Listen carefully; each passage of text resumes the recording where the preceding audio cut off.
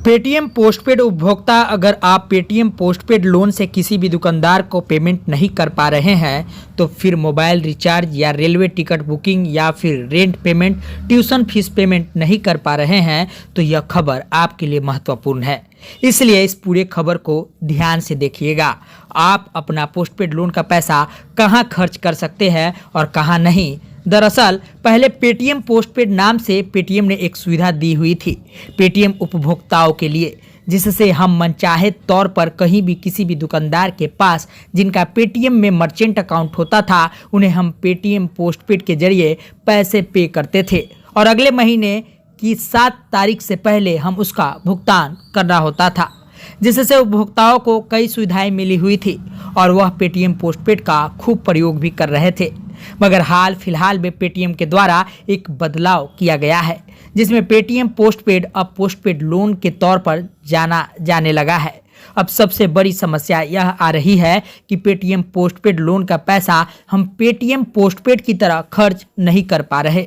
ना तो postpaid loan के पैसे को हम किसी दुकानदार के यूपीआई पर पे कर पा रहे हैं और ना ही mobile recharge, ticket booking, rent payment हो पा रहा है।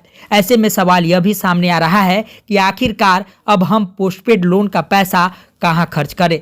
दरअसल पोस्टपेड लोन का जब आप ऐप खोलते हैं तो पोस्टपेड लोन पर जब जाएंगे तो वहां आपको लिमिट शो करता है और साथ ही कहां खर्च करें वह भी दिखता है।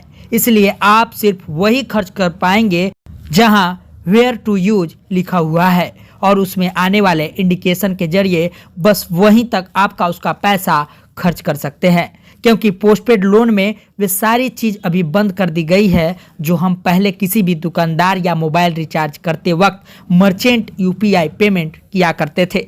इसलिए अब आप पहले की तरह पोस्टपेड लोन का पैसा खर्च नहीं कर पाएंगे और कई बंदिशों के साथ पोस्टपेड लोन का पैसा अब आपका कहीं ना कहीं किसी भी काम नहीं आ रहा। इसलिए पोस्टपेड लोन के नए साथी यह समझ ले कि अगर आप पोस्टपेड लोन के भरोसे कहीं जाते हैं तो ध्यान रखें पैसा घर से लेकर चले। अगर पोस्टपेड लोन का पैसा नहीं कटता है तो आप अपने पेमेंट को कैश देकर अपना कर सकते हैं। बाकी अगर कोई भी अपडेट पोस्टपेड लोन को लेकर आता है तो जल्दी उसके बारे में आपको जानकारी दी जाएगी। ब्यूरो रिपोर्ट, हिंदी समाचार प्लस।